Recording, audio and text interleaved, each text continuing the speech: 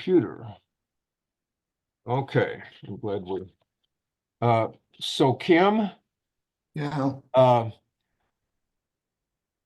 you're the only co-host at the moment. So if you can keep an eye on the chat, but also other things like that, if they're and take a screenshot or two somewhere after more people get in, Okay. maybe in the first 20 or 30 minutes. All right. And let me know if anything else doesn't look right or there's any problems. So, welcome. As I'm sure you all know, we had this exploring the Situationist group last fall, more or less. And that went well. We went through the Situationist Anthology and then took a little break. And now we're continuing that same series, really, with Guy Debord's The Society of the Spectacle. And I originally announced this as a 12-session series. I had it kind of calculated out. We would do, one chapter at one meeting and blah, blah, blah. But the more I started thinking about it, the more I think that it may be better to have it a little bit longer. And I won't specify the time. The reason is that even we're going into this in much greater detail than we did the SI anthology. That anthology, we did maybe 50 pages per session. And I think that worked okay because a lot of the articles were relatively easy to understand, and we could kind of, get a panoramic view of them, with rare exceptions like Van der Zim's basic banalities. Most of them were not really super hard. With Debord's book, it's a much smaller book, but it's also much pithier and seemingly abstract. It's not as abstract as it seems, but it can be slow going. And so I thought, well, we'll take 12 sessions to do just this much smaller book. That's about 10 pages per session. So that is small enough that we can read the whole thing aloud and, all that. But even so, I was thinking, this is still going to be rushed. We're going to be on a page and we'll have 3 minutes of reading it and then 10 minutes of Q&A, and then we got to move on to the next thing. And that's a whole page where Debord may have been talking about a dozen different things and sometimes rather obscure detail or anyway, we need to talk about that. And I think I'm actually in no hurry about this. And when I've had this same book group in the past, which I've done 3 or 4 times now, going through Society of the Spectacle, we did it, those were in person, and we'd just get together and we would go through it sentence by sentence, and we had no particular goal. We didn't have to, we might cover just 3 pages in one meeting and 10 or 15 pages in another, but we just kind of discussed it until we more or less got what was going, or maybe we'd run up against the thing and saying, in some cases saying, well, we're not quite sure. Let's leave this in suspense here and maybe it'll get clear later. So I'd like to do it in that more relaxed way so that we are not rushed. I liked everything about the Society International Situationist International series that we had last fall, but I did find it even, in the different scope there. I did find it kind of stressful, like that I had sort of planned, we're going to discuss these articles in this meeting, and then we get into a discussion and somebody was rambling on, and I said, come on, we've got to get. So I don't want to be in that mode. And and I think that it doesn't help our understanding if we feel like we're trying to rush to get through. So anyway, we're going to start out this way. I and we'll see how it goes.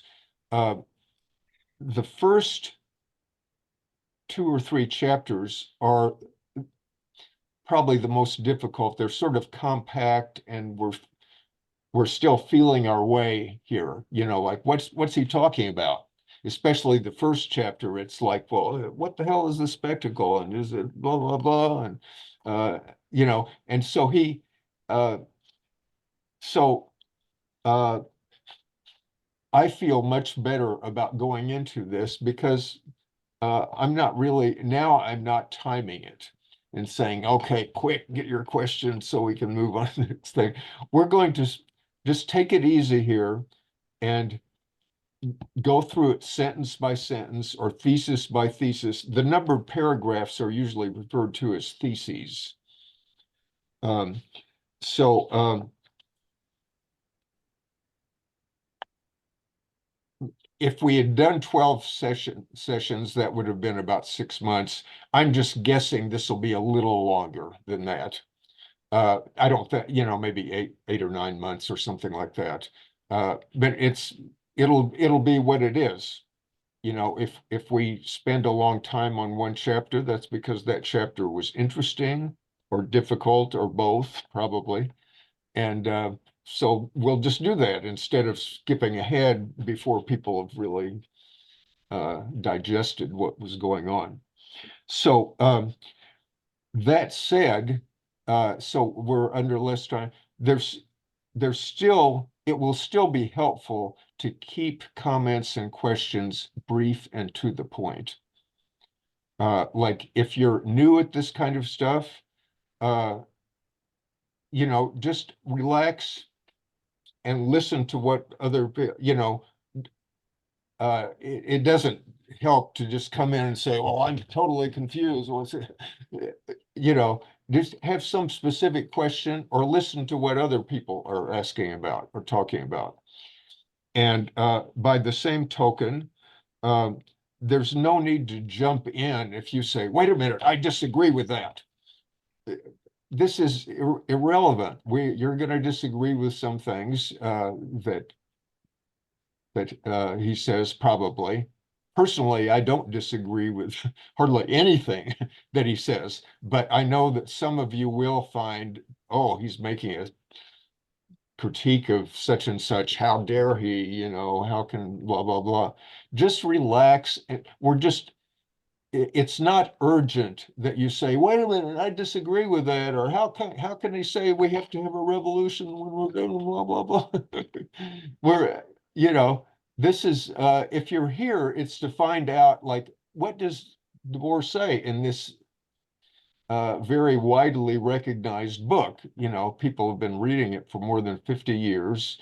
It's been translated into more than 20 languages, despite the fact that it has no academic or anything approval. It was a long time when the academics were totally ignoring this sort of thing. So people are interested in this, and so let's mostly focus on what is he saying. And then we can say, well, why did he say that? Or maybe we don't understand what he's saying or something.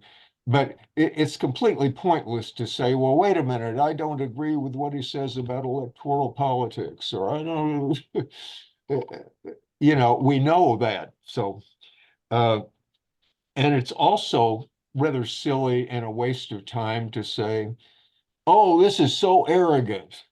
Or how can he be by glad? Or I heard that he was a nasty person. He was criticizing and breaking with people. All this most of it is bullshit, for one thing. but even the kernels of truth there is irrelevant. That's not why we're reading this. And in fact, Debord himself, when he wrote this, very intentionally, he wrote it in a very down, subdued, unemotional tone style, and that's intentional. There are other styles that are possible, and even Debord in other circumstances got more if you look at Debord's last film, it's a very personal film. It's like an autobiography. And if you look at some of his early films and some of his earlier works, it's beautiful. I mean, if he wanted to come on as a poet, he would have been one of the 20th century's greatest poets. There's some unique works that he did. He's capable of that. But in this particular case, at this time in the 60s, when he was kind of consolidating all his already decade-long past with his comrades and fellow travelers, in this particular case, he decided, this, I am going to be completely dry. There's going to be no emotional thrill in this. There's going to be, I mean, there are a few little funny things that he'll slip in once in a while, but basically, he's, this is a different kind of thing than you will normally have read. And it's certainly different than things that may superficially resemble it, like a lot of academic postmodernists and, Frankfurt School and blah, blah, blah. All that stuff actually has almost nothing to do with Debord, but to some extent, they're using the same lingo. They're talking about Hegel and Marx and, alienation and blah, blah, blah. But it's a different thing. And so it's probably best when we go into it just to kind of keep a clean slate and not assume that you know what he's talking about. Oh, yeah, I read something about that, or oh, yeah, he's agreeing with this or that. So basically, this is not a book of philosophy. It's not an academic thesis. People are. It's Yeah. not an angry rant against the system, telling how bad it is or anything like that. That's of no interest to Debord. That's totally obvious. Its single purpose is to understand this social system in order to destroy it. And he said that explicitly over and over. So if some academic writer is quibbling about this or that, it's because they don't have the dimmest idea of what he's about. To them, most of those folks have no conception of an alternate society. They're just, anyway. So let's plunge right into chapter 1. Chapter 1, actually, I want to do something else before we get there, is, yeah, here we are.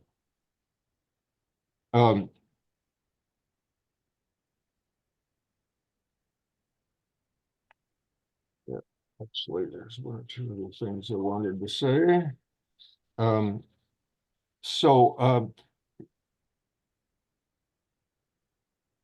By the same token, I said, for people who are kind of new to this, just hang back and sort of see what others are saying. But if you are more experienced or think you are, and you've read Hegel and Marx or, whatever, that can be helpful. But I would also address you to think about, when we're talking about this, to keep to the point, and not get off and said, oh, well, that's kind of like when Foucault said this or blah, blah. You know, in most cases, that's irrelevant, you know. And so just, you know, try not to get off on tangents so we can focus. All this said, say what you want. I'm just saying it will be helpful if we sort of keep looking at what Debord is saying and not getting off into digressions about this or that issue or something.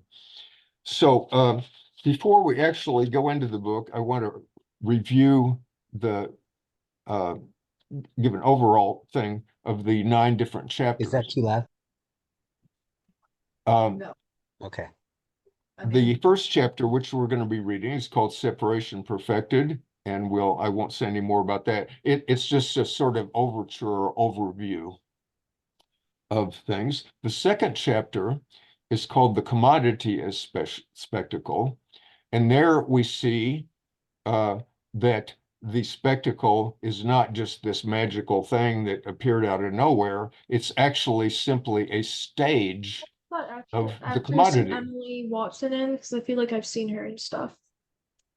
Yeah, I see her around, but she really sort of had her. big Somebody has a moment conversation going on in the background. around that time, the late 90s. Okay. I forgot to mute everybody. Sorry. That's my fault. So Kim, you can unmute yourself at need, but otherwise. Oh, okay. So in chapter 2, we're seeing that the spectacle is not some sort of ethereal thing. It's actually connected with capitalism. It's connected with the economic system.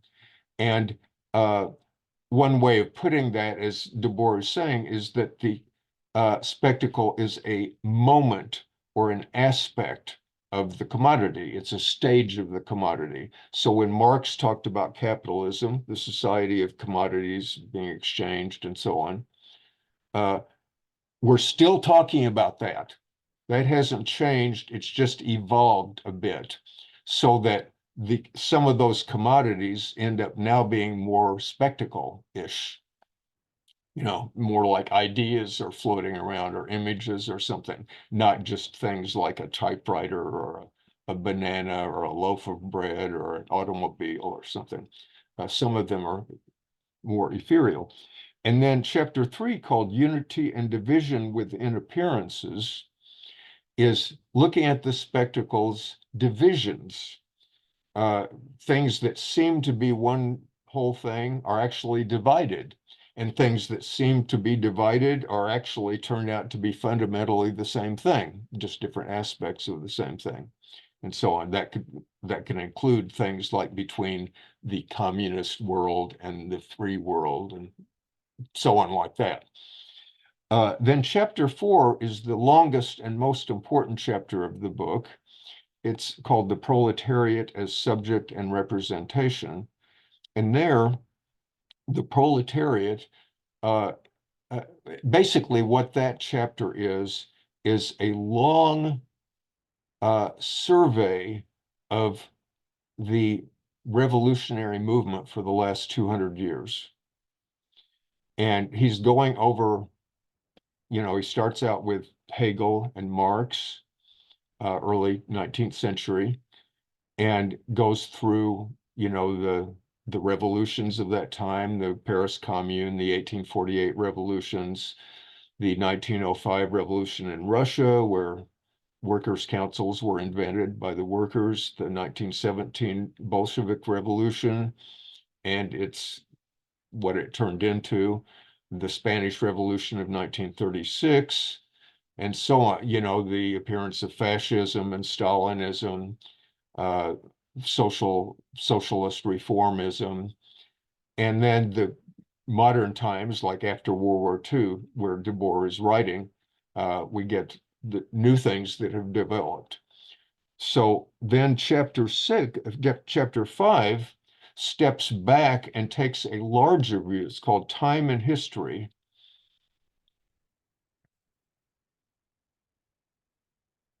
Let's see. And that goes back even to prehistoric times. It's going back, what were societies like?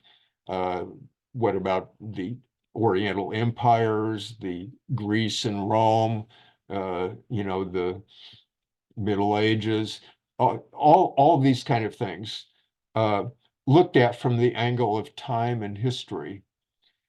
And then there's a shorter chapter that kind of follows that called spectacular time, which is like right now, what's time like? And we have some things about how the spectacle interacts with time now.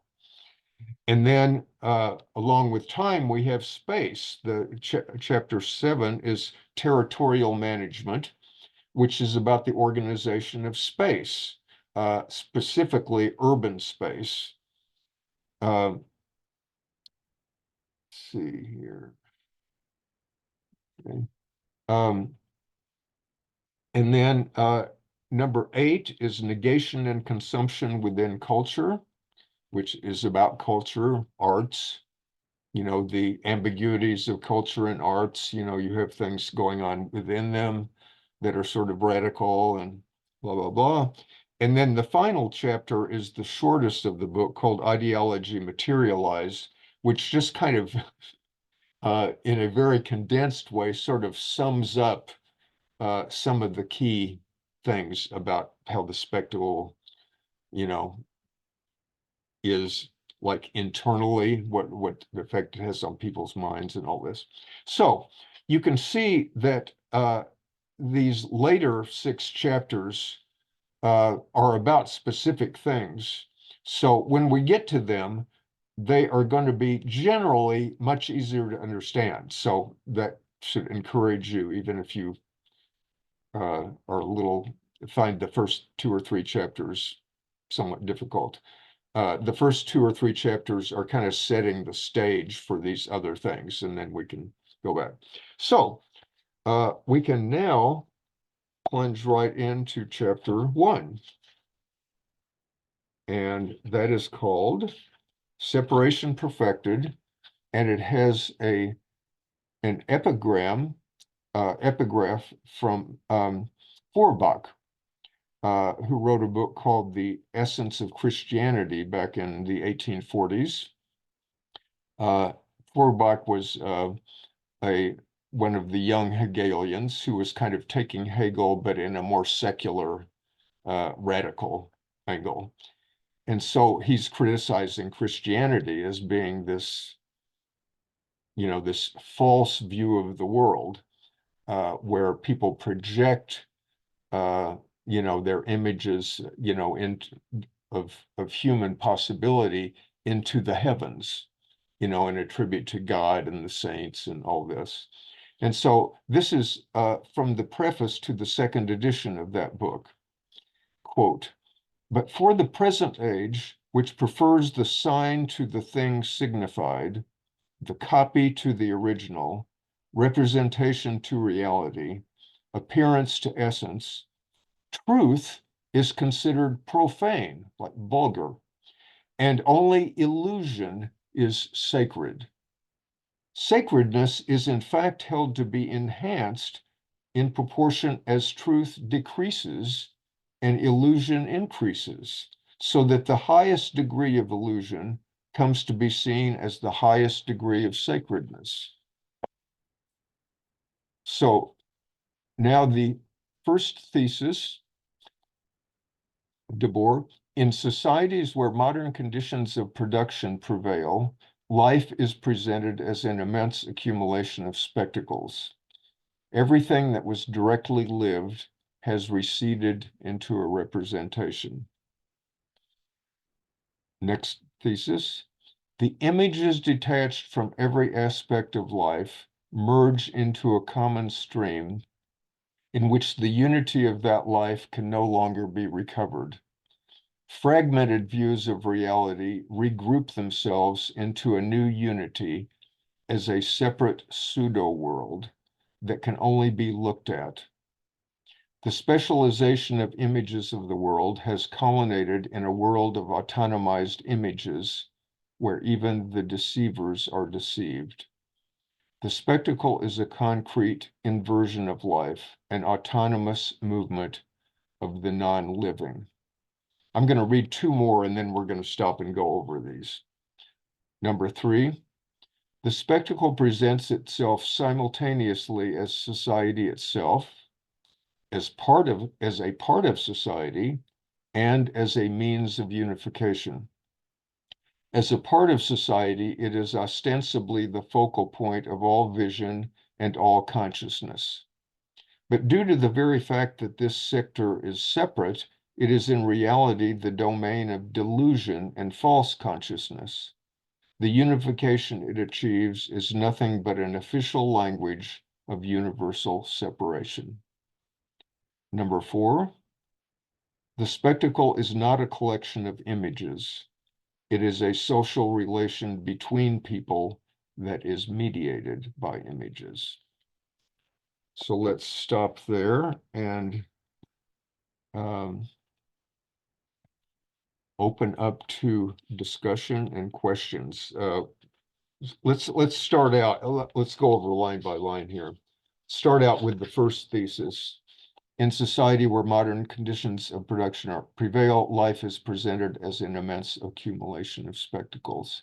Everything that was directly lived has receded into a representation. Yes, Mike Bellard. Let's see. Unmute yourself. Hi, am I okay now? You are okay. And you know, since All we right. don't, yeah, since we don't have this many people, I think I'm going to undo the mute all so we don't have to keep doing that. But I suggest that while you're just watching, you keep yourself muted so we don't get background noise. But this way, you know, you'll be ready to come in if I call on you and so on. And we can even have some sort of a conversation here. There's about 35 people now. We'll see how that works. So, Oh, okay. yes, Mike. Yeah. So what I noticed right away was that the first thesis is almost a direct quote from the first sentence in Marx's Capital, Volume 1, and also on the Feuerbach quote. What I noticed was that the separation being talked about, connecting it to the commodity, is a separation that is based on perception, and the perception becomes the perception of perfection, and that to me signals a kind of platonic relationship with life, where the form becomes the perfection, and we worship the form, and we see life, material life, as a corruption of same. That's all I need to say. Thanks. Thank you. Peter. Yeah, when I read this, I agree. It seems like kind of an homage or a détournement of the beginning of Volume 1 of Capital, where Marx is talking about capitalism being an intense, kind of accumulation of commodities. So he's, I think, making a reference to that. But then it also strikes me that he's likely saying there's something that's changed about capitalism or moved on since Marx's time, and that the spectacle is part of this. So he's trying to reference that while also pointing us towards something new. Yeah. I will just add that Marx, in his opening sentences, was alluding to Adam Smith's The Wealth of Nations. So there's kind of a tradition here. Marx was criticizing Adam Smith, but he was also saluting him as an earlier person who tried to figure out what was going on, you know, and economically and so on. And so Debord is doing exactly the same thing with Marx without saying so, but he's sort of he's creating this work, which is sort of, which has been called the capital of the, 20th century. He's alluding respectfully, of course, even though sometimes critically, to the guy back in the 19th century who he's so much based on. So let's go to the second thesis. This is more complicated. The images detached from every aspect of life merge into a common stream. Just a minute here, I'll spotlight you. Oh, Sid, did you have something more on? Yeah, it's since it, there's a question for me that goes to the heart of things, because I've sort of, for like a lot of time, 20 or more, maybe more years, I've just assumed that I kind of knew what the spectacle was. And I can relate directly to that preface, Feuerbach. That seems really clear to me. But the first question is, what word, this was written in French, right, initially? So I'm sort of wondering if spectacle, like how that came about, the English, the Yeah, words. it's the same word, except in French, it's also where we talk about shows. What are Talk the about shows? Shows like a Broadway show, SHOW. That's another word, So if you have a little weekly thing in Paris that says there's something called the something of spectacles. It just means what are the shows? What are the concerts, the movies, the dramas, stuff like that. So it's a slightly more general term, but I wouldn't worry about the distinction. It's So do you think it could be called Society of the Shows? I mean, could it yeah, be used? yeah, you could. Yeah, it wouldn't make that much difference. Okay. So let's go on to number two. Bear in mind, I had a question, real quick. Yes, that was exactly my question, about, I came in late. I may have missed it, but if you could say, I mean, he seems to be taking spectacle to a hyper level. well, It's not. Ed, let's stop. This whole chapter is Is it- about the spectacle. That's So, what I was going to say. so we're going to find out Okay. Okay. in Okay. just a few minutes. We'll find out things that Yeah. will. Yeah. I So- just thought maybe you had a few words about how different But we're going to get there. We're spectacle going to get was there. than the actual show. Okay. Thanks. Okay, so the images detached from every aspect of life merge into a common stream. So I'm going to be sometimes kind of crude here and just simplistic and just say, okay, there are things like there are pictures of people, pictures of things, and they're all over the place, all sorts of different things.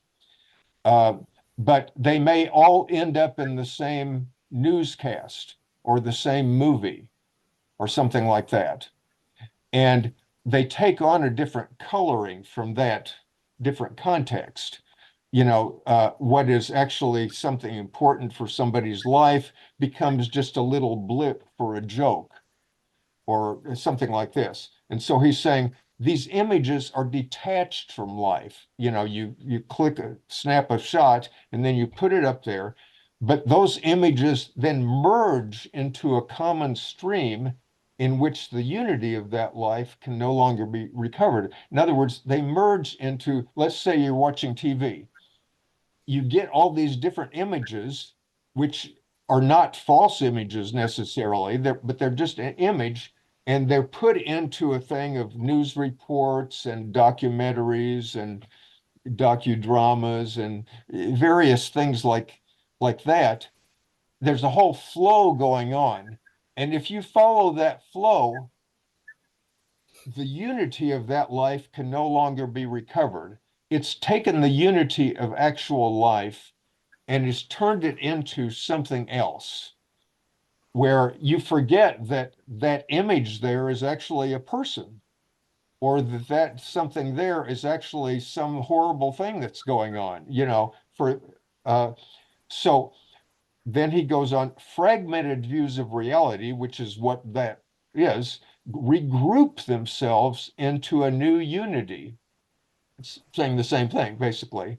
And that new unity is a separate pseudo world that can only be looked at. So when you do have that stuff out there, what can you do with that? Nothing. You can look at it, but you can't change it. You can't have a dialogue with it. Uh, you know, it somehow these things that we're taking pictures of, like a person or a machine or a place or something like that, where in real life you could go and hit the person on the head or smash the machine or turn on the machine or travel through the place, the city. You can't do that with the picture. It's just a bunch of stuff going by and you're helpless. So there can be, that doesn't mean it's necessarily bad. Sometimes we want to watch a stream of things going by. We can learn things from it, or it can be entertaining or whatever. But if we are aware that this is happening all the time, like, people are spending much of their lives watching this stream go by and they can't do anything about it. Well, that means that it can only be looked at. The specialization of images of the world has culminated in a world of autonomized images that are just ground on. They can be artificial intelligence or not, but they're just churned out, by the system, where even the deceivers are deceived. Even the people that are putting together these artificial things themselves are a victim of it. You know, the spectacle is a concrete inversion of life, an autonomous movement of the non-living. So it's like it's an inversion of life that's really happening. Not just a pretend little image. And another way of putting that is it's an autonomous movement of something, of what? Non-life. So any comments or questions about that? Bruce? Correct me if I'm wrong, but my interpretation of this is that the cumulative effect of all this is that we are all relegated to the role of passive spectators. Right. And that we're relegated to the role of passive spectators, seeing something that is completely alienated from us, that all emerges out of the production process, much like alienation in the sense of Marx's theory of alienated labor. It's completely it originates from us in terms of our material activity, but it becomes a completely separate and alien entity over which we have no control at all. Exactly. You got it. Mike? Um, uh, my observation was that this is another reference to capital and the commodity, and that the commodity is both exchange value and use value. Use value is concrete, right? That's something that we use for, but the exchange value is based on a perception. The perception of socially necessary labor time embodied in the commodity. And this perception is what is dominating life. The exchange value, the perception of that. It's as if we go back to Feuerbach and we look at the perception that there is a God, right? That Marx goes back in 1843 in the critique of Hegel's philosophy of right. He says basically that religion, the critique of religion is the critique of that humans create religion. just like humans create God. Humans create exchange value. And once one realizes that, one can make a materialist critique of what's going on. Right. But if one doesn't know that, it becomes a mystery. Yeah. That you get the Actually, fetishism I of want to stop you here though, Mike. This will be gone into more in chapter 2. So we'll go into that in detail, but you're absolutely right. Dan. Yeah, I'm sorry. I don't know. I didn't catch the name of who said it, but someone said that the spectacle sort of reduces us to passive spectators, right? And I guess I wasn't so sure of that because I don't see him saying necessarily that we don't judge the spectacle, that we don't create some sort of narrative that out of it, because it seems that that step is necessary, even if sometimes there is a narrative sort of force fed to us. I don't know if that's always the case. So because if even the deceivers are deceived, then yeah, that just seems to be more makes it less clear exactly if it's always just a question of being force fed something and we don't have various interpretations floating around. Because I don't think you can, I think you can still lament, what the spectacle does to us without necessarily saying that it reduces us to complete passive agent. Oh, passive. absolutely. Yeah. Bear in mind that Debord here, like, he will go on in other theses saying the spectacle is not reducing people to complete spectators, so to speak, and for that matter, I would say, just like I said in Joy of Revolution, work that I wrote, that the critique of the spectacle doesn't mean there's anything wrong whatsoever with looking at stuff. That's part of life. We look at nice things, we look at things to learn, we look at things to fantasize and all that. And in themselves, those are not bad things. It's just when you look at the ensemble, you will see that it would be one thing if this society consisted of free people who were creative and all that, who every once in a while looked at a movie. So what? Nothing wrong with that. Or who listened to a concert instead of playing the music themselves or something. But the point is, we know that's not how it actually works. How it actually works is that most of us, with varying degrees of sophistication and so on, still we're caught in this stream, this autonomous non-living thing. It's like a monster in which even good things, interesting things, like a book that we like to read or something like that, ends up being just a little detail of some dumb narrative.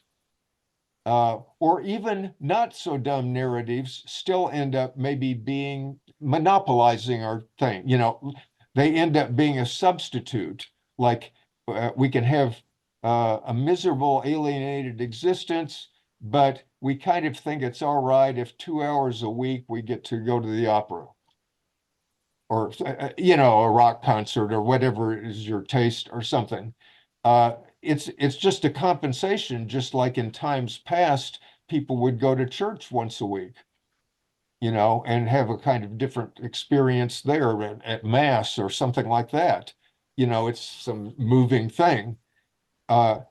You can still say that the function of that would be functioning kind of like the spectacle is functioning now. It's as a compensation for a miserable life, more or less.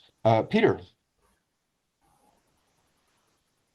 Yeah, when I was teaching this thesis, this chapter to my students, they grasped some of this very quickly, at least this thesis, because when he says separate pseudo world and autonomized images, they immediately said social media, that they lose hours a day sometimes on Instagram or TikTok, just looking at images and videos of things that they could be doing, but other people are doing.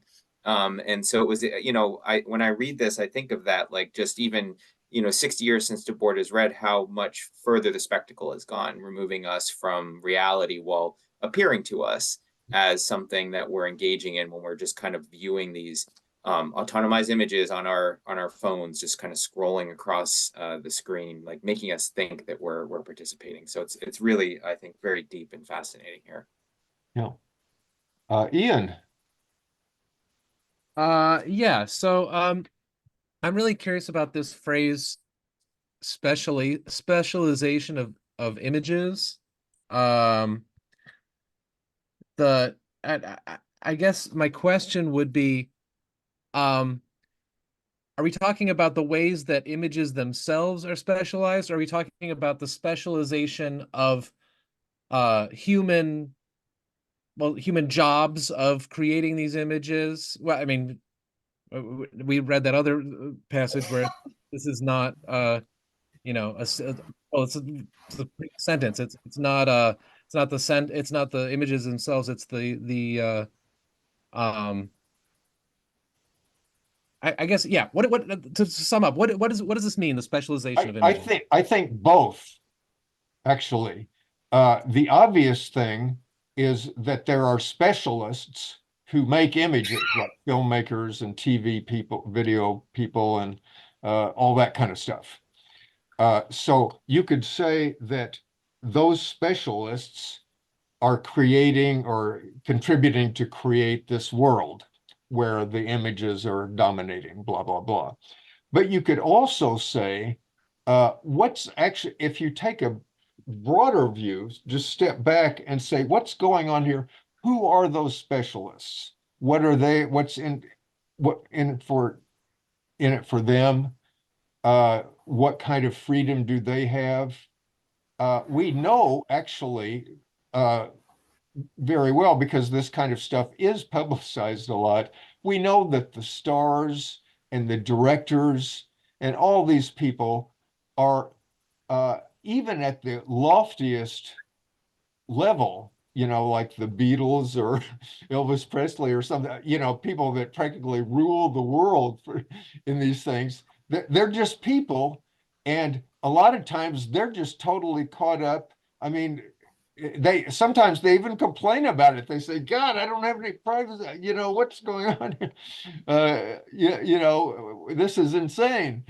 But many of them don't, of course. And to that extent, they themselves are just as gullible, as duped by the whole system. And what is the whole system? Well, the system here, where this isn't the whole system, but the system he's talking about is this thing where it's the world of images. And so we can say those people are swept up in it too. They're just little pawns. They're the people that are in charge of producing, animation and, all these other things. So you might say, I think he intentionally doesn't say the people who do this are doing this, because it's not quite that simple, like that these are the bad guys that are manipulating other people. They are doing that, but they're also manipulating themselves. They're being manipulated. They too are suckers. Some of them may be getting high paid in Hollywood or something for doing this, but really, Hollywood itself is like an entity. And if you try to fight Hollywood, you're just going to get ground up. It's so, Bruce, you're muted. Point is, I think that these people who he refers to as specialists are themselves captives. They're effectively hemmed into their positions within the larger framework of the society of the spectacle, and really they have effectively no more control over over their lives than anybody else does. It's just they happen to have a more privileged or a somewhat more affluent position within the totality of society. Yeah, we'll have in a later chapter, I believe it's in chapter 3, he has a couple theses about stars and celebrities that goes into this, and they're actually kind of comical almost, where he points out that these are even the very people at the top, they're at the top only by submitting themselves to the most humiliating, like a politician that gets to be at the top. They're there only because they kiss everybody's ass. Yeah, and really everybody is aware of this. It's not as if they're on top of everybody. It very much reminds me of something I was told many years ago. Like I'm virtually a lifelong member of the Auto Workers Union in Canada. And I remember being told many years ago about the guy who eventually rose to the highest position within that organization. And what I was told about him was that he crawled and scrapped his way all the way to the top. And once he got to the top, he realized there was nothing there. Very appropriate. Ed? Yes, I'm sorry, I ate something. Leonard Cohen, I'm trapped in the Tower of Song. A lot of people know that, but this is like Cohen really realizing that Oh, yeah, yeah. he's just a wheel, and some of the 60s people in Topanga Canyon, I'm trying to think, also reflected this in their singing. Yeah. Yeah, no, this is and actually Vanagim mentioned that in Basic Banalities. He's writing it like in 1963 or something, and he says he's looking around at various promising possibilities, and he says, among other things, some of these people in privileged positions are starting to complain about it, and he gives the examples of people exactly like that, that complain about this kind of. Mike? I just wanted to finish this. Someone told me about that the whole thing is about algorithms, and the only unfortunate thing is that human beings are staffing the algorithms. Okay, let's move on to number 3. Mike. Sorry. I just one more thing on this, on the number 2 thing, the spectacle in general as the concrete inversion of life is the autonomous movement of the non-living.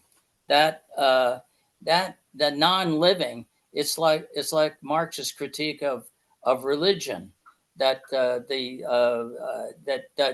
God is this idea that we have that has more importance than our own sensuous existence as human beings. Yeah. And God is part of the perception. It's an idea, a perception of perfection. And this relates to the commodity in the sense that the commodity's exchange value is based on a perception, the perception of socially necessary labor time, which is concretized in the good or service that comes out and becomes commodified wealth. But still, that is the essence of turning the subject-object relationship around between humans and what they create. Yeah. And that's all I wanted to say. Actually, when we get to chapter 2, we will see that he quotes in the same terms that money is an obvious non-living thing that ends up dominating living things. So let's move on to number 3. The spectacle presents itself simultaneously as society itself, as a part of society, and as a means of unification. And this is an example, there will be many more, where we actually see that the spectacle is a lot of different things at once. So if you're trying to envision what the spectacle it is, forget it. It's something that will look different from different angles. It has different aspects. at different stages, it may appear in different ways and so on. So the sense here is that a spectacle presents itself, or if we looked at it passively, the spectacle appears at simultaneously as the society itself, like the whole society, that's the spectacle. And then it also appears as part of society, like the shows, the concerts, the TV, the movies, that kind of thing, which is different than the factory or the farm or blah, blah, blah. And it also, thirdly, it appears as a means of unification. That is, it's drawing things from all over the place into one unitary thing. Like the thing may be unitary because everybody's watching it, like everybody watched the first man on the moon kind of thing, or some political debate, or some popular concert like the Beatles when they were on Ed Sullivan, or that kind of thing. So that there can be that unity in the sense of having everybody, or like a sports thing, everybody, or virtually everybody watching at once, but also it can be unified in the sense of presenting a unified world, so-called. In other words, even though the world that we actually live in is fragmented, it's going to hell, it's going to pieces, there's all kinds of ridiculous, miserable things in it. The spectacle can kind of draw in even those things. It can say, oh, horrible hurricane, blah, blah, blah. Let's talk about that. Let's talk with the victims and blah, blah, blah. But it's kind of incorporated in one larger thing that is supposedly unitary. That's our little category of that. And now for sports, and now here's the weather, and now here's international news, and now here's literary criticism. And, we have all these things, and the spectacle brings them all together. They might all appear in the same show. So you have those three different things. And he says, as a part of society, the second thing, it is ostensibly the focal point of all vision and all consciousness. It's where, it's the books we read, the TV we watch, etc., where all knowledge is there. You can, look on Wikipedia and all these different things, good, bad, or indifferent. But due to the fact that this sector is separate, i.e., it's isolated from other parts of society, it's only in the university, it's only at the library or whatever like that, it is in reality the domain of illusion and false consciousness. It can't help but be, because something that is not connected really with what's really going on in society is illusory. It doesn't matter how brilliant the book may be in the library, the fact that it's there only, and there only to be looked at academically, means that it's phony. It's just there.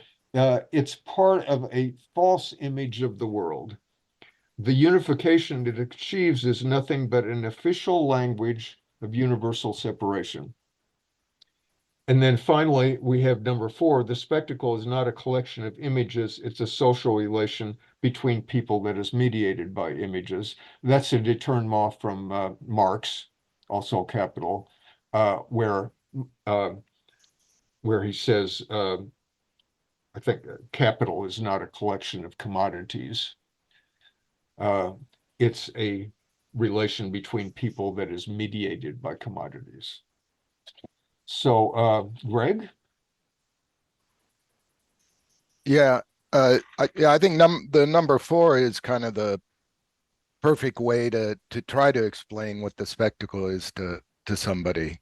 And you really have to get beyond the fact that it's these images, but it's the fact that everything is then mediated by them. Like, for example, wokeness and, being anti-racist, anti-sexist.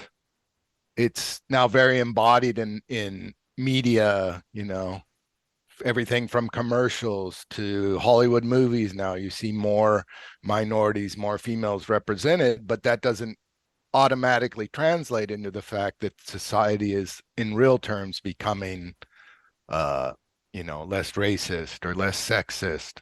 And so because that image is there, people are kind of fooled to think, well, yes, it is. And, we are, and we have to be. But then when real world events erupt, like, police violence and against Black people or anything, there's this disconnect because they have, come to believe that what these images from advertising to movies to everything, well, that's the way it is now, isn't it?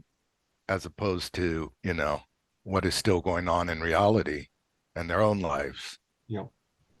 Let's move on to number 5. The spectacle cannot be understood as a mere visual excess produced by mass media technologies. It is a worldview that has actually been materialized, that has become an objective reality. So let's go on to the next one, actually combine that with this, number 6. Understood in its totality, the spectacle is both the result and the project or the goal of the present mode of production. It is not a mere supplement or decoration added to the real world. It is the heart of this real society's unreality. In all of its particular manifestations, news, propaganda, advertising, entertainment, the spectacle is the model of the prevailing way of life. It is the omnipresent affirmation of the choices that have already been made in the sphere of production and in the consumption implied by that production. In both form and content, the spectacle serves as a total justification of the conditions and goals of the existing system. The spectacle is also the constant presence of this justification, since it monopolizes the majority of the time spent outside the modern production process. So let's look at those two theses. Zach? Yeah, sorry, this was actually started off as a question about thesis 4, but it ties in nicely with thesis 6.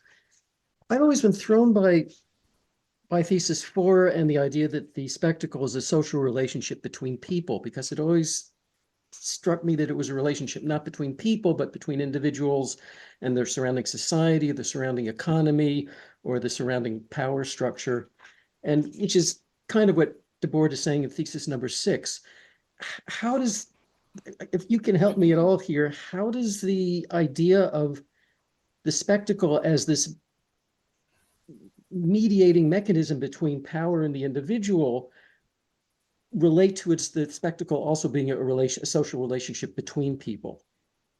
Am I maybe misunderstanding what he means by social relationship? Or Well, let's take the example. Let's go back to Marx, the thing that this is determined from. Marx is saying the spectacle isn't, the capital is not just a collection of commodities. You might think, oh, it's that stuff out there. He's saying it's a relation between people mediated by commodities or mediated by capital. And I think you can understand in that sense that when people think, like say workers think, I need to work at this factory in order to get the money, in order to buy food and pay the rent. And then it looks like the worker is relating just to those things. Like there's an objective reality out there. I need to do this in order to get money. But why does he need to get money? Because we're in a particular kind of social system where the money is exchanged for other things. He can't just get the food directly. He can't get a building directly and so on. So if he's mad at somebody like who's exploiting him, you know, maybe he's I mean, he might be mad at the factory owner or something like that.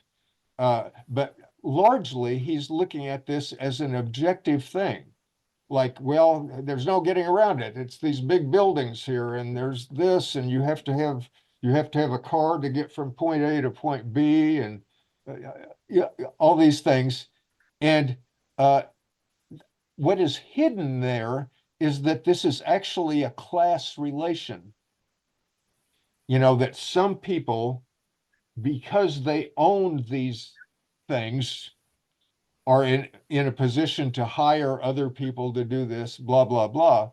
So the person might think, oh, this is the economy or something like that. Well, actually, the economy that's just a bunch of hooey. It's basically there's some people on top and the other people on the bottom. And this stuff is just a way of maneuvering that.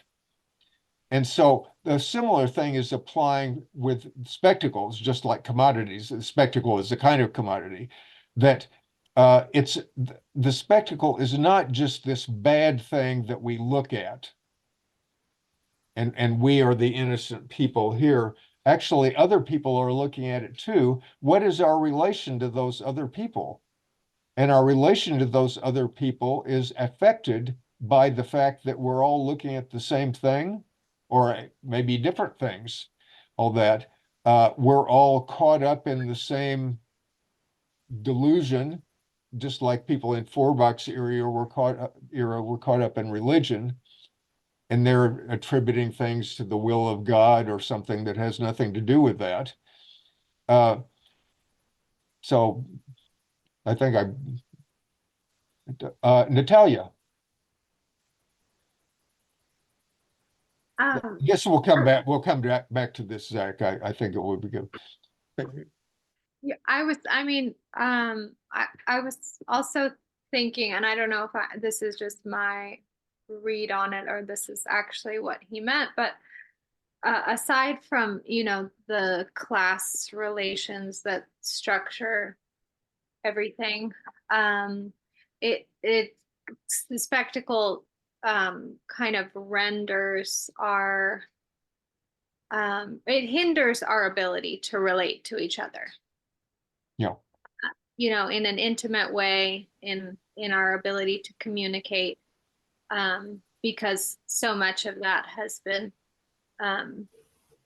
influenced by whatever the delusion of the spectacle. But I had a separate question, Ken, that I wanted to ask you. In these first four, well, actually kind of all of them, I was thinking a lot about, you know, Marshall McLuhan, the medium is the message. And, you know, I feel like that kind of, I ended up thinking of the spectacle as media, which, you know, it is, but it's also a lot more than that. And Marshall McLuhan was not a anti-capitalist, to my knowledge. You know, he was not a Marxist. So I think his statement, which is not, you know, unrelated to these theses, you know, he's talking about technology, and Guy Debord is talking about capitalism. But I wondered if that, I don't know, it's just interesting to me that one idea, obviously it's very catchy or something as well, but that got so much traction.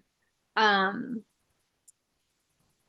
it's a similar critique in some ways. And I wondered if you had thoughts about how that idea kind of relates or fits in or something. Yeah.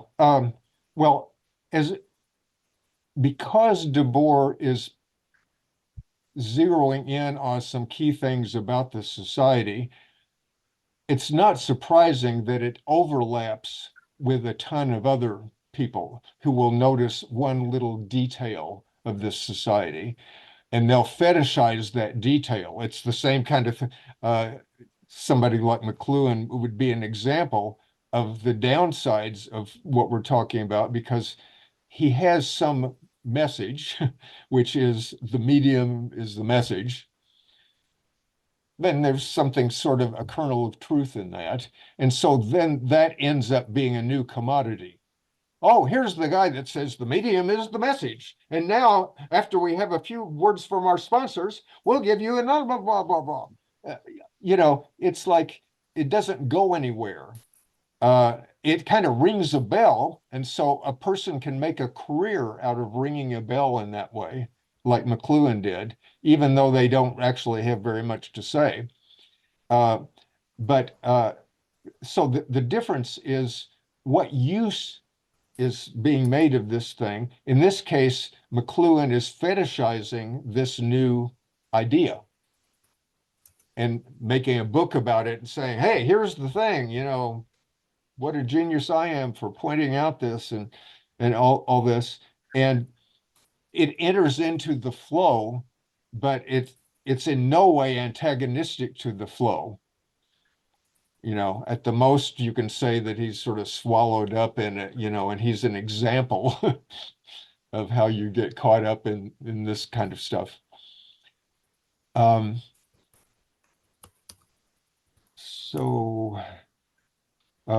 Look, let's Mike Bellard.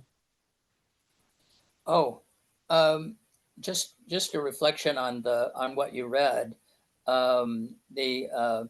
What fascinates me is again is the way Debord is mirroring the book Capital, Volume 1, Chapter 1, especially Chapter 1, which is the most intricately philosophical, dialectical kind of exposition that Marx does. In order to explain capitalism, he starts out by critiquing the commodity and the relationship and the unitary relationship between and this is the unity of opposites in the dialectical kind of thing, the exchange value and use value, and that unity is what produces the commodity, and the commodity is the wealth that society appears to be, right? But who owns the wealth and who produces the wealth? This is the secret. This is the secret to the whole mystery of the commodity, which is in the last section of the first chapter of the first volume of Capital, and that he's Debord. He is totally fluent in this. And it makes me happy. Ed? Yeah, hi, really quick. I remember at the time when McLuhan came out, there was a bunch of us that were doing other things that were paying attention to this as well. And I remember his intentional ambiguity, his use of intentional ambiguity and on steroids. They got the book wrong. He spelled message as massage, and he kept the book title massage. And we sort of scratched our heads, and then there was a great turning away from this kind of thing. And it seems, thinking about it now, he presaged Bannon in a sense of like making language useless, because a lot of us were just like, well, okay, yeah, you know, message, okay, and we just like stopped doing that kind of analysis of stuff because it just didn't go anywhere, we felt. Anyway, Okay. just Peter? history from the past. Yeah, I find thesis 6 really interesting, kind of because it seems to me what he's saying here is something like what Marx says about alienated labor, in terms of, you know, the omnipresent affirmation of choices have already been made, and that this is kind of a representation of that, right? And that with alienated labor, he's talking about capitalism and how, you know, what we see is really just kind of that social mediation again of how things are actually structured. But then he goes on to talk about kind of the spectacle as a constant presence of this justification, and also talking about kind of the consumption implied by that production. So I think it's really interesting here that he's sort of saying something is going on in the sphere of consumption also that's new, that's kind of expanded from what capitalism was, that now this mystification that was happening in the factory or on the production floor about what capitalism really is, now it's even harder to see because what we're doing in the real world, you know, we're buying stuff at the mall, or you know, what we see on television is now consuming our life in a way that at least maybe workers might have been able to get outside of it once they left the factory, even if it wasn't really a fulfilling life before. Now you can't escape it. There's no escaping what capitalism is doing to you. Yeah, and right, in the 19th century, workers did have, to a certain extent, their own culture. I mean, it was pretty minimal, but they did have it. And there was no illusions. They didn't think that they were a middle-class person, and like American workers do now, and all that. Right. So as Debord is noting in some of the later sections of this chapter, now at a different stage, the worker who used to be just treated as just this thing that worked, now they also and ignored in his free time, such as it was, which wasn't that much. Now we've produced new things, notably including new spectacles, new ideas, new lifestyles, new things, you know, appliances and vacations and stuff like that, that the 19th century workers didn't have and didn't even think of having. And so they need those workers now to consume those things. And so, as he says in a kind of, well, we'll get to that later, but he has a kind of amusing thesis. He says the worker who was previously looked scorned, you know, like is now treated with respect, seeming respect. You know, now the worker on his day off walks into the store and the salesman, oh, welcome, sir. Can I show you this? Oh, this is really good over here. You'll find this more comfortable. Would you like to go on this tour? That, you know, you have all these things where suddenly the worker is treated like a seemingly adult person. You know, instead of just like a kid that you just say, go play and don't bother me. So let's move on to number 7 here. Separation is itself an integral part of the unity of this world, of a global social praxis split into reality and image. The social practice confronted by an autonomous spectacle is at the same time the real totality which contains that spectacle. But the split within this totality mutilates it to the point that the spectacle seems to be its goal. The language of the spectacle consists of signs of the dominant system of production, signs which are at the same time the ultimate end products of that system. The spectacle cannot be abstractly contrasted to concrete social activity.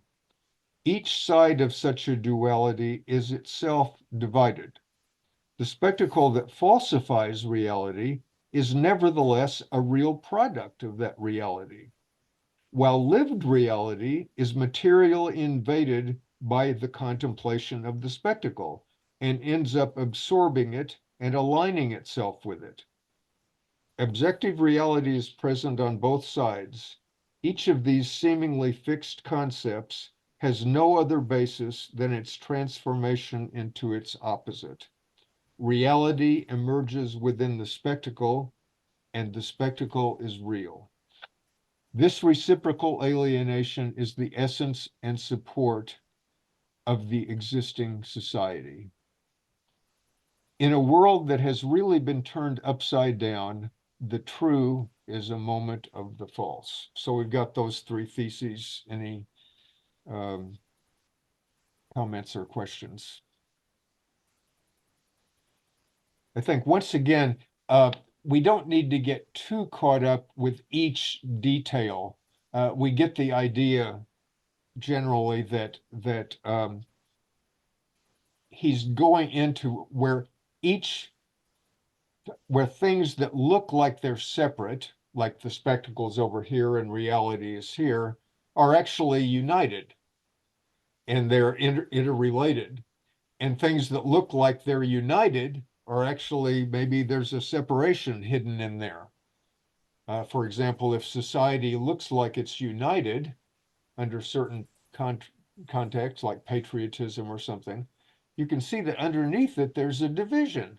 There's these 1% at the top and the rest of the people at the bottom. But this is sort of blurred by the fact that, hey, yay, we're all together, America, or whatever it may be.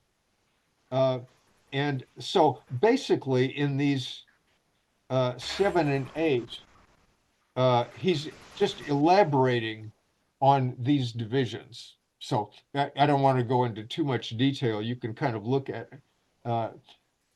I think you get the idea. Mike?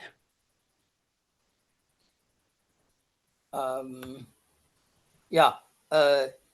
My reactions were reality equals human being in the river of time. Image is perceived quantity of time as an abstraction of the average number of tick-tocks in an hour.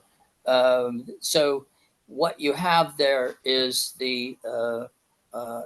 is us reproducing the existing power structure between humans because of because we perceive the relationship to be fair, because we're exchanging the wealth that we have for the wealth in the market. And the market is an immense accumulation of commodities, which we get with a commodity called money. And it all becomes kind of falsified because it's all an abstraction in our mind. And we've reversed once again the subject-object relationship, and we've made capital into God and humans into the recipients of God's goodwill and love. I'd like to focus on that number 9, which is probably intriguing. In Hegel, he has a place somewhere where he's talking about how Hegel had this idea that philosophies and ways of thought sort of evolved over history, and so that the truth also evolved, and that when you arrive at a certain point, you have this true philosophy, which would be, say, Hegel's philosophy, for example. And Hegel might be looking back and saying, well, yeah, but there's these other philosophies that weren't quite true, but they are moments of my philosophy.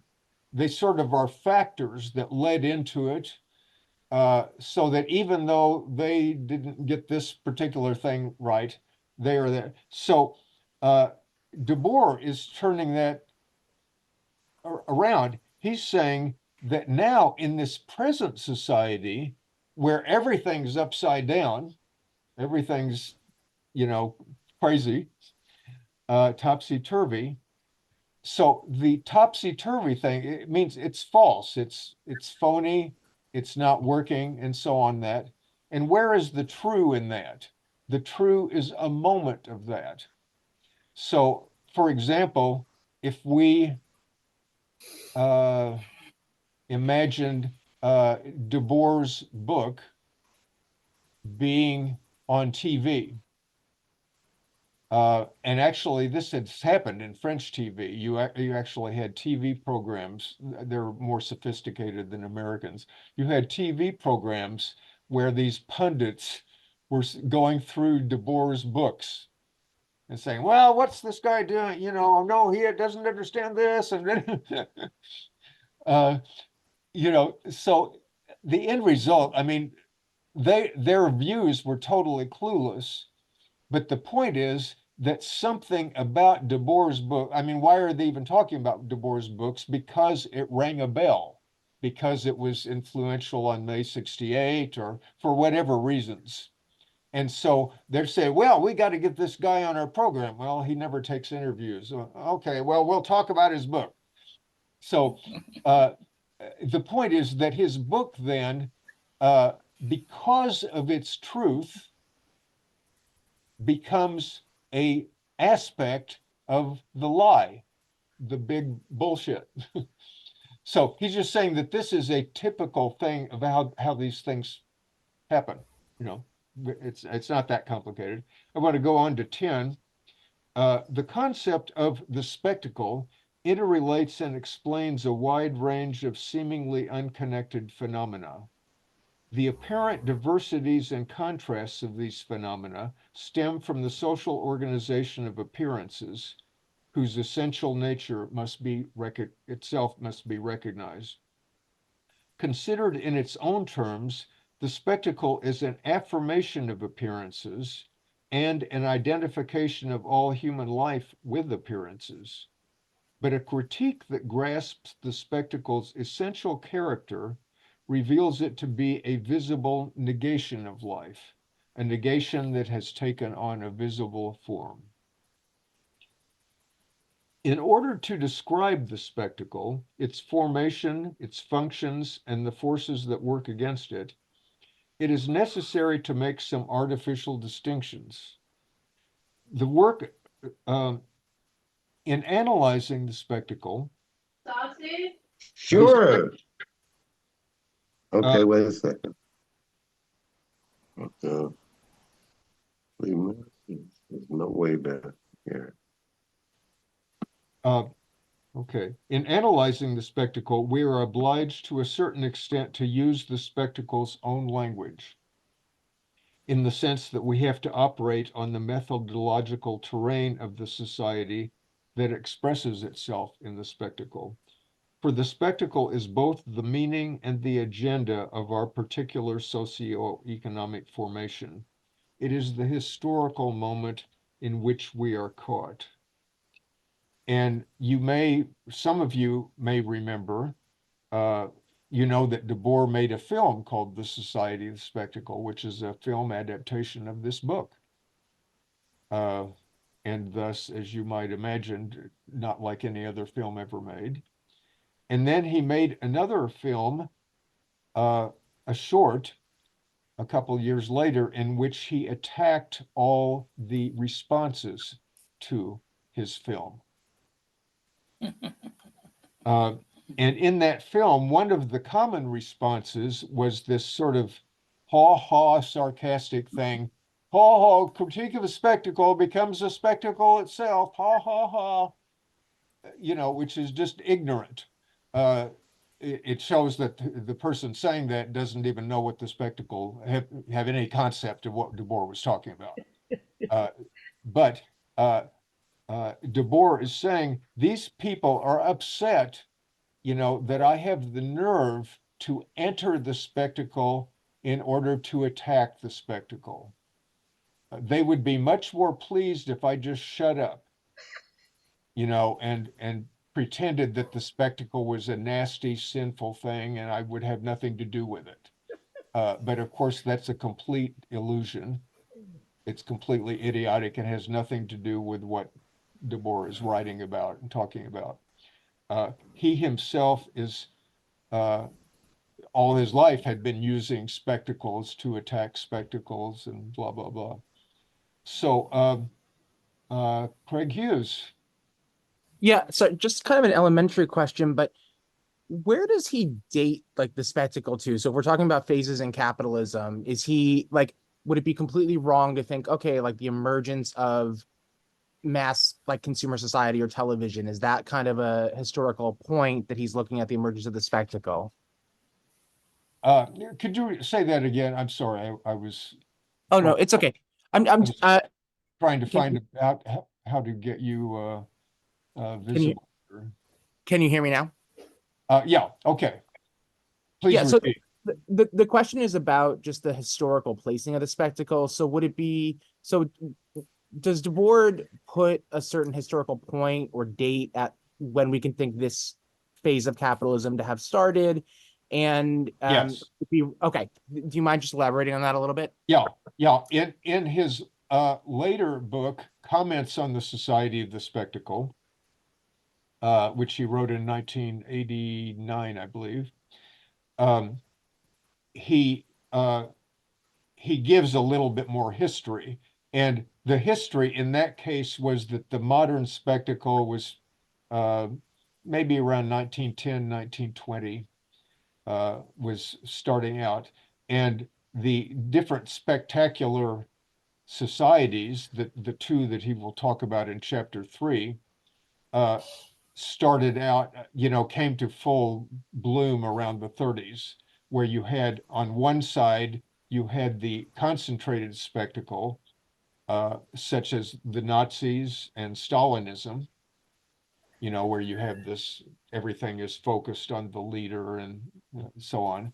And the diffuse spectacle, which is more typical of like the United States, was also from around that same period, where you started getting this real abundance of diverse choices, where even the workers could choose an automobile they could buy. And, especially then after World War II, this came into full power. You'd have a zillion different choices in the consumer market and so on, and it spreads to Europe and Japan and many other places in the world. But roughly speaking, it's in the early 20th century that it starts, according to Debord. So anyway, I want to stress that thesis number 11, because again, it's pointing out that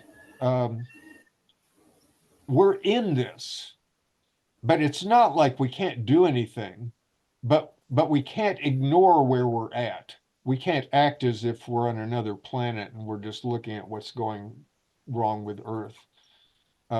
We're part of it. We've grown up with it. We're so used to it. And obviously we have to use all these things. Not only do we have to eat and have shelter and all that, we have to use language. We have to use our emotions, our loves and hates, and all these other things. And each of these things may be very alienated generally. Like maybe language is kind of alienated, the way that it works nowadays. It's also kind of spectacularized. Lots of things have their problems, but it doesn't mean that we're not going to do anything about them because that's sinful. That's something we can't touch. It's bad. These things are, many of them are ambiguous. I mean, maybe a mass murder isn't ambiguous, but a lot of these things, like a city is ambiguous. There are good things and bad things there. If there weren't a lot of good things, we wouldn't have survived. People would have just killed themselves centuries ago in madness or in, whatever. There are possibilities, the system has to enable the people in it to live, or the system isn't going to last. So, I mean, we are in the first period in history where maybe the system won't last and we'll all go thanks to climate change or something like that.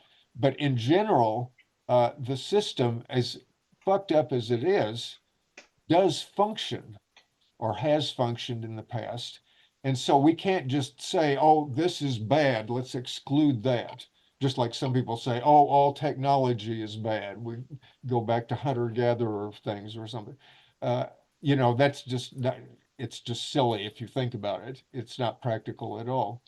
So if Debord is attacking this society of the spectacle, he's partly writing a book and he's making a film in order to communicate what he's talking about. There's nothing contradictory about that. So just to be aware of that, it says, this is the socioeconomic formation in which we're caught. And this thing that we are caught, to continue, the spectacle presents itself as a vast, inaccessible reality that can never be questioned. Its sole message is, what appears is good, what is good appears. The passive acceptance it demands is already effectively imposed by its monopoly of appearances, its manner of appearing without allowing any reply. The tautological character of the spectacle stems from the fact that its means and ends are identical. It is the sun that never sets over the empire of modern passivity. It covers the entire surface of the globe, endlessly basking in its own glory. The society based on modern industry is not accidentally or superficially spectacular. It is fundamentally spectacleist. In the spectacle, the visual reflection of the ruling economic order, goals are nothing, development is everything. The spectacle aims at nothing other than itself. As indispensable embellishment of currently produced objects, that's one point, as general articulation of the system's rationales, 2 points, and as advanced economic sector that directly creates an ever-increasing multitude of image objects, the spectacle is the leading production of present-day society. You might call it the chief product. It's not the only product. We're still creating food and machines and cities and blah, blah, blah. But now it's the chief product. You wouldn't have said that in the 19th century. In the 19th century, all you had of spectacles were like books and magazines and a few things like that. Nobody would have thought that that was dominating the society or that was the main thing. The main thing was producing goods. But now the moderns in our society, it's the main product.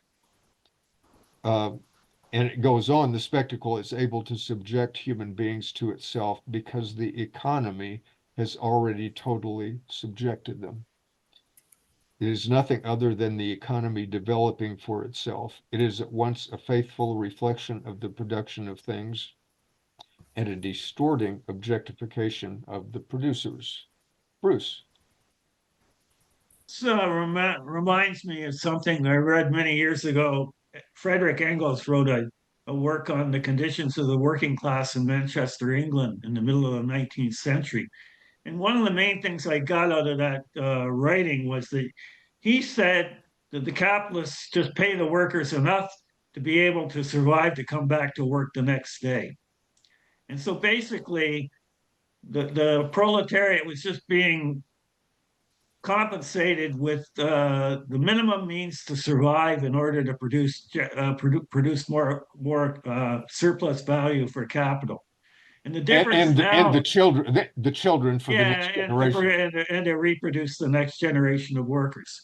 And the difference now is that the productive capabilities of society have become so much greater that the proletariat now become, as well as just producers of surplus value, they become consumers. And the spectacle, it seems to me, it involves the totality of what consumer society has to offer being presented to the workers as consumers. And so it's a much more comprehensive and holistic domination of society by capital over labor. Yeah. And so the quantitative issues, like is there enough food or is there enough blah, blah, blah, although there are some exceptions in other parts of the world, are mostly taken care of. And the Situationists pointed out that even though, okay, the worker has a little more comfortable home now or this or that, the overall result is just as banal. In fact, it may be more banal than it was before because of the way that this totality In, has in, been produced. in a way, it's become. I'm hesitant to use the word, but in a way, it has become almost totalitarian Yeah, yeah.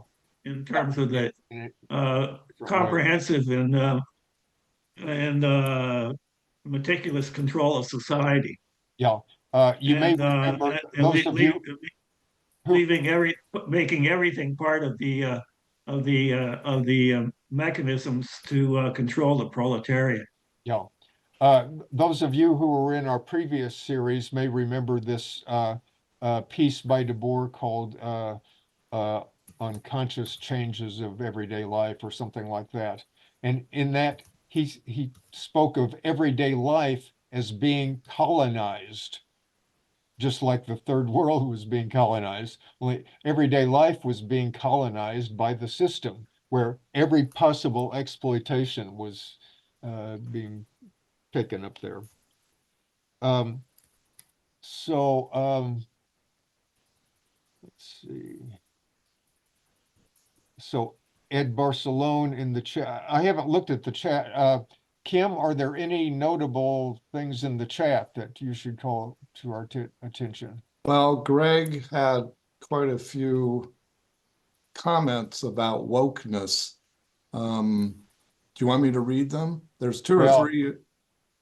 Do you want me to go ahead and read them? Read one or two of them. Okay, the first one that I see, I should have said so-called wokeness, or did I? There are a lot of misunderstandings in contemporary US society. In my view, as long-term expat is a positive step that the CIA and US Army are embracing inclusiveness. Sorry to be so ham-fisted. Anyway. Okay.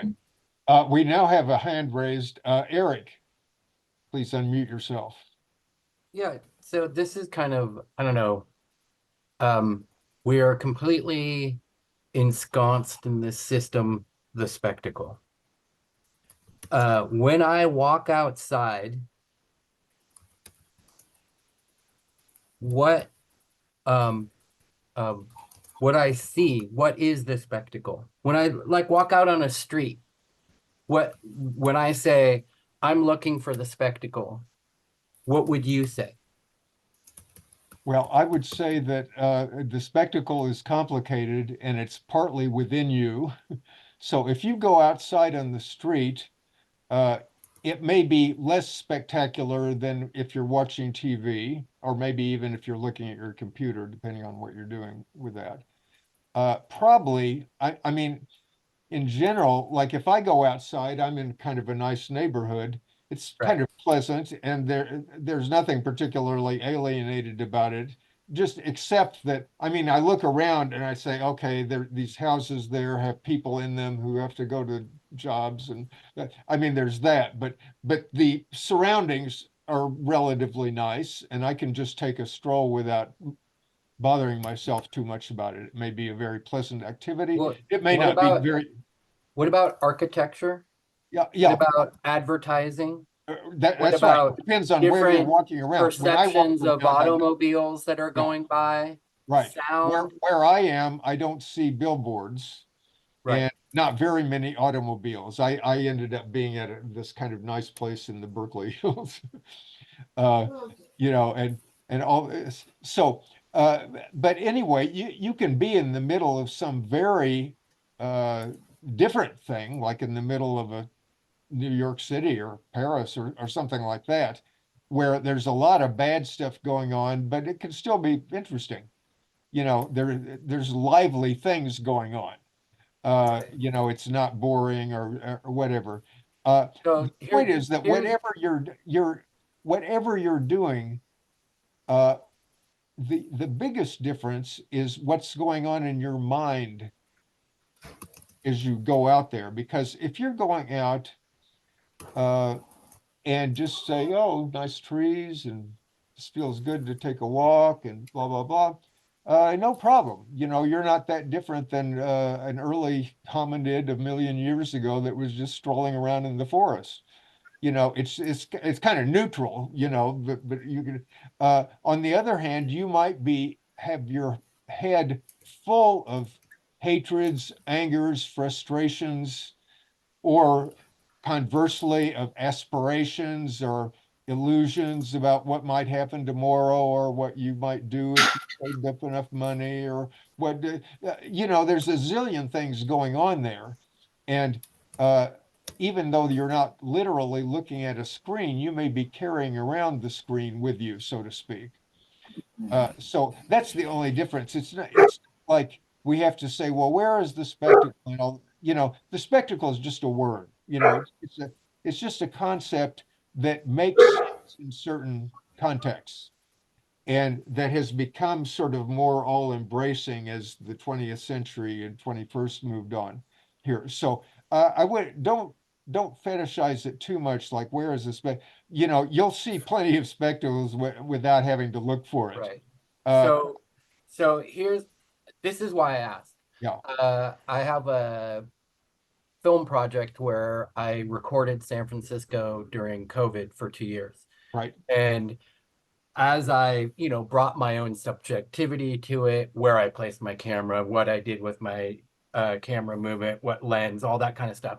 But, I started to get informed about the spectacle. And I was like, well, I'm seeing right here in front of me in the right part of my lens, an electronic billboard that is feeding all these messages from advertisers and the CDC telling us to stay away from people, keep our mask on and that type of thing. So I'm trying to pick and choose, like, how is that the spectacle? Because I'm also seeing advertising.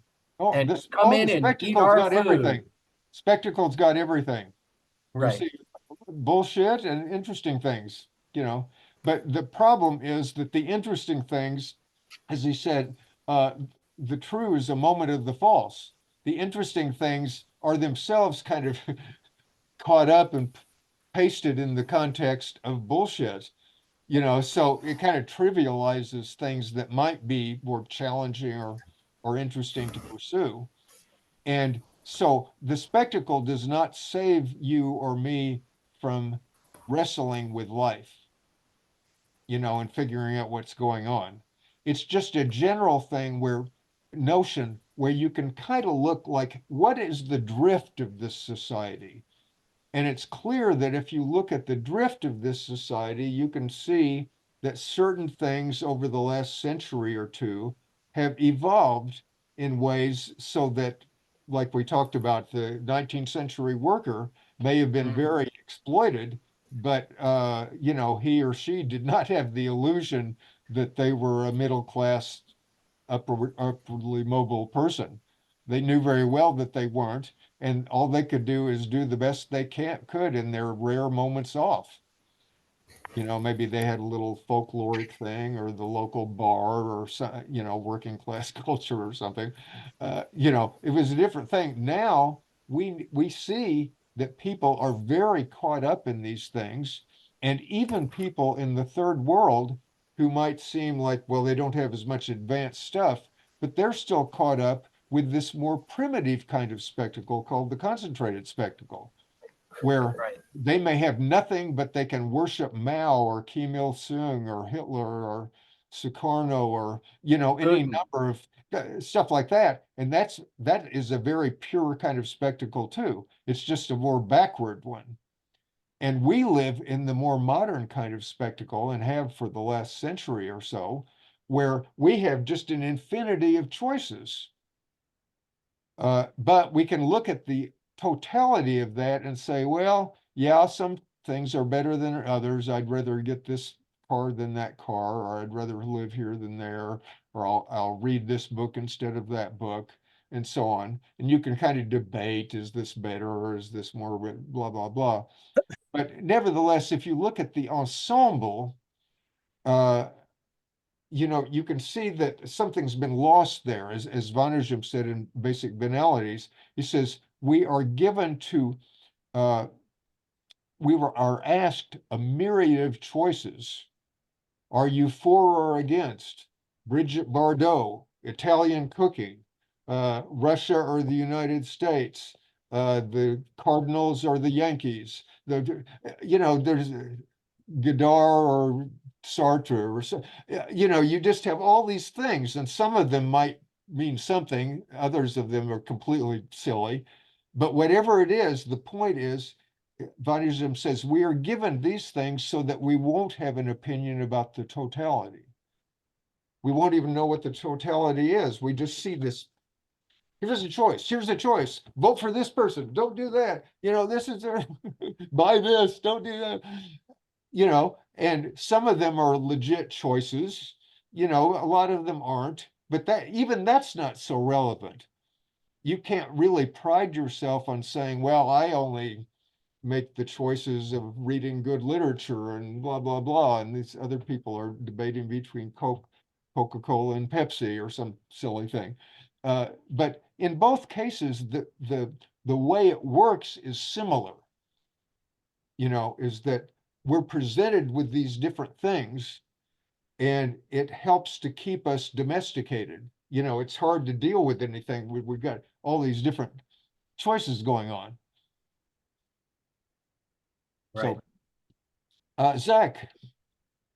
Yeah, I mean, just sort of to follow up on that, I'm wondering if it's helpful to think about the spectacle as being so omnipresent, in part because it's internalized and because it distorts the way in which we perceive the world around us, so that every time that we're outside seeming to experience something, seeming to see something, we're instead perceiving it in terms of images or in terms of idealized representations that we've received externally and which are not neutral or unbiased. Those are representations that are that have been generated by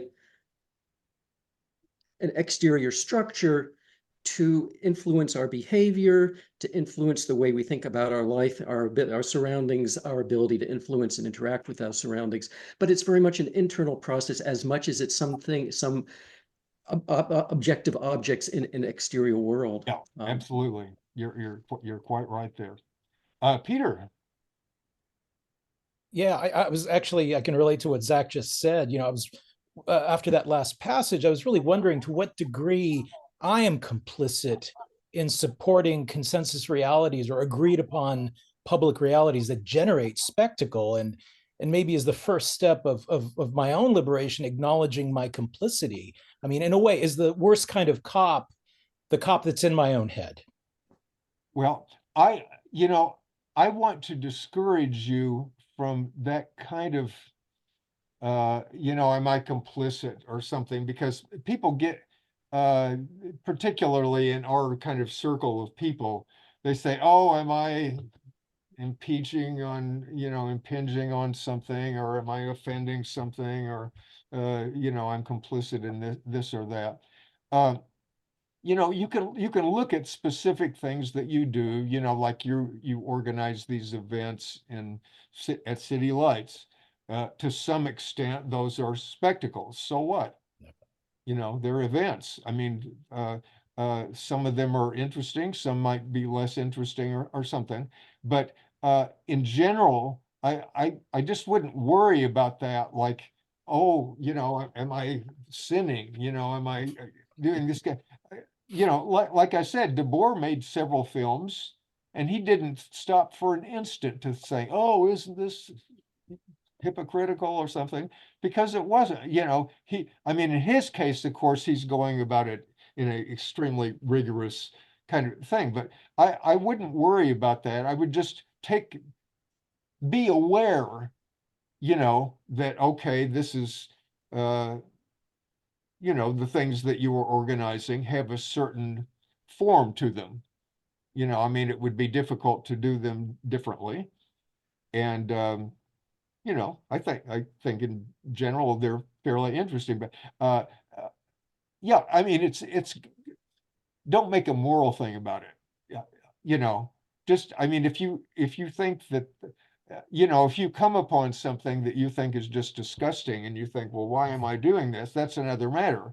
But, you know, if you're introducing somebody who's got something to say, and, you know, there's interesting dialogues going on in the meetings, well, nothing wrong with that.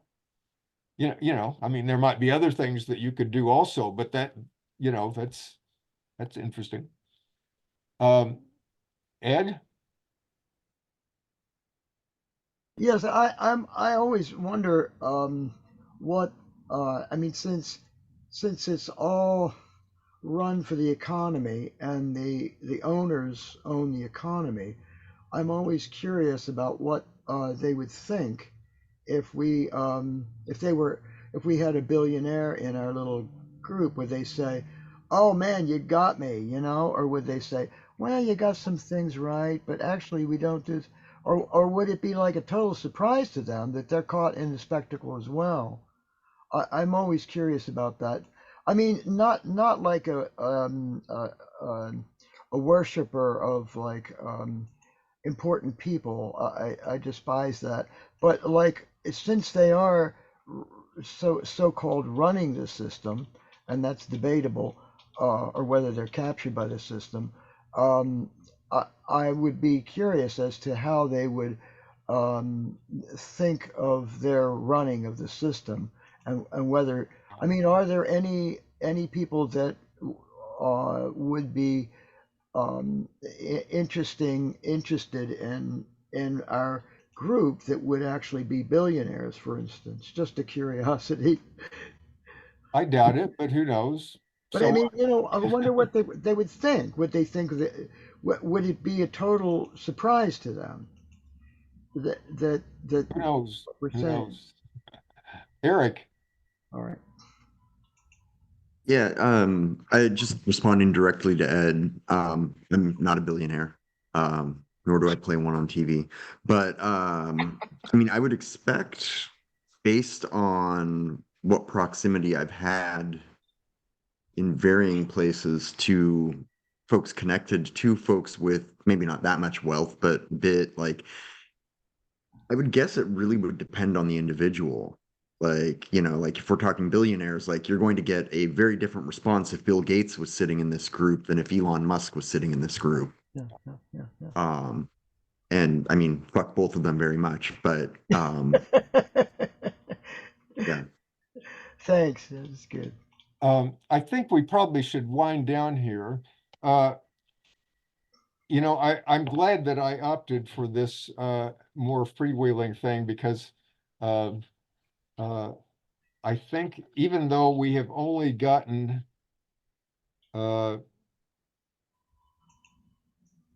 basically about 4 pages into this, I think it's a good start, and I reiterate, this is a difficult chapter. Almost all the other chapters are going to be, oh, he's talking about that. He says this about this. In this case, much of it, we have to say, what is he talking about?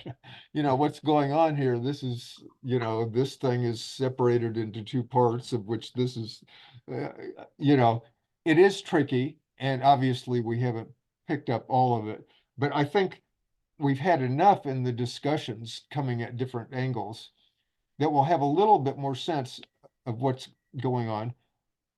What I want to preview is that, so we're going to continue this next time, and we will probably finish this chapter next time because there's only about 5 more pages, and then may possibly even get started into the second chapter. We'll see how that goes. But I want to reiterate that the complicated things here that you don't understand, you're kind of confused about, you have to think over, that is completely par for the course. Nobody ever sat down to read this the first time and said, oh, yeah, okay, got it. You know, you have to reorient yourself even to know what he's talking about. And this was intentional by Debord. I think of this book as a kind of prism. You know, like it's done such a way that each time you look at it from a different angle, you see different colors, different views. You know, it's like looking at a jewel or something like this. And there are all kinds of interrelations. So basically what we're getting here is sort of the spectacle as such, whatever that would mean. And when we get into chapter 2, we're getting the spectacle as commodity. So we're focusing then again, how does this mean economically and all that. In chapter 3, we're getting the spectacle as divisions and conflicts, pseudo conflicts like this versus that, all that. And then when we get into chapter 4, we're going to be totally in radical reality, you know, like the world that we've been living in for the last 2 centuries and all that. So anyway, I'm just going to say it will get better and better as we go on as far as understanding is concerned. So if you have stuck with it through this, you've probably gone through the hardest thing that we will have to do. I think the next time will be a bit better. And by the time we're in, you know, the later chapters, it will start seeming, you know, there will still be problematic things, but I think you'll start feeling like, oh, now I see what he's talking about, you know, when it comes out to actual political implications and stuff like that, implications with artistic works, culture, history, psychology, sociology, and so on. So thank you again for bearing with me through all these things. And before we close down, I haven't even had a chance to look at the chat. I will be able to copy the chat for myself, but if any of you wanted to get anything from the chat, now is the time to go there and make copies of it. And also, you can always email me later and say, what was some guy put this in the chat and a link there, and can you let, you know, I can always connect you up to things that were said in the chat. And as we did before, I will be posting the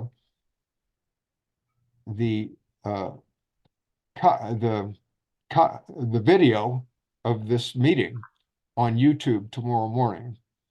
So you'll be able to check back there and so on, refer to anybody who couldn't make this meeting that you think might be interested.